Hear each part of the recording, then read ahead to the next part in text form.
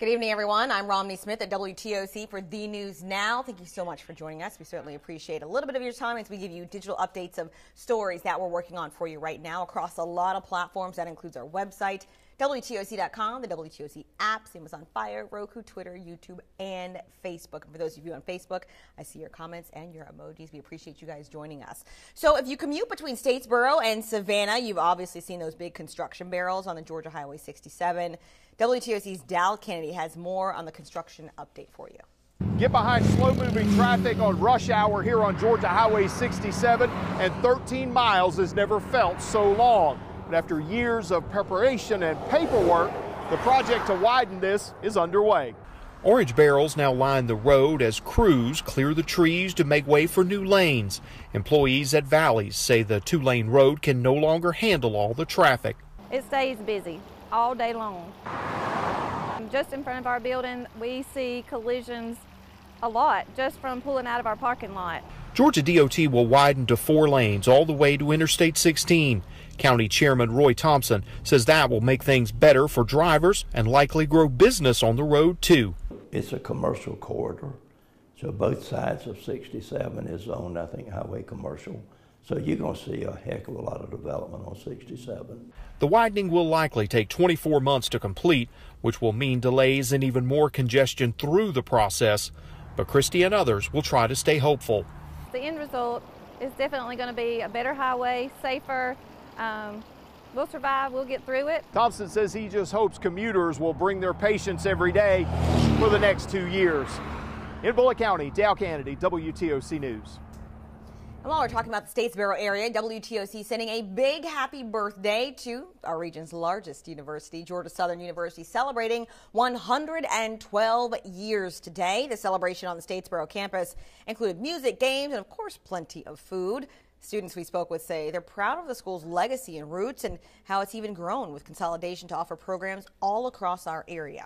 The idea that being an Eagle is something that you do for the rest of your life, something that you do every day that you wake up after you get that degree, that's something that you can't really compete with. The party even included True Blue ice cream sold by Leopold's as a fundraiser for the university. And if you've never had it, it is. Speaking of college, let's talk about college football for just a moment, because there might be a big game going on tomorrow. I don't know, maybe just Georgia and Alabama. Of course, the biggest game we're all focusing on tomorrow. Both teams have been preparing for months for this particular game. They've both had great records, and it all goes down tomorrow. WTOC's Jake Wallace is at the Mercedes-Benz Stadium in Atlanta right now. He has more on how the Dogs are getting ready.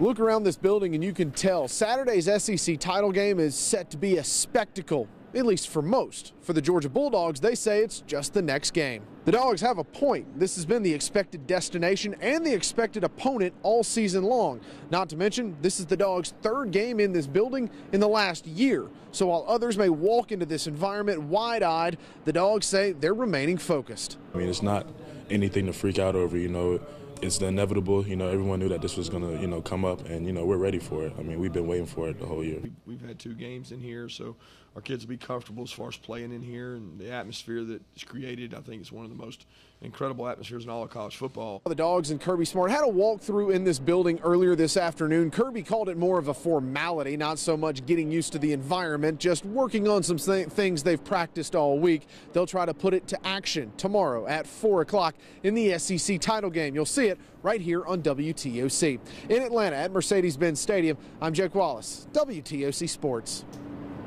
So actually, it's not just Jake in Atlanta. Tim Guidera and Ken Griner also there, because you know what? They're going to give us a special tomorrow before the game kicks off. So at 2 p.m. right here on WTOC, you can watch our special.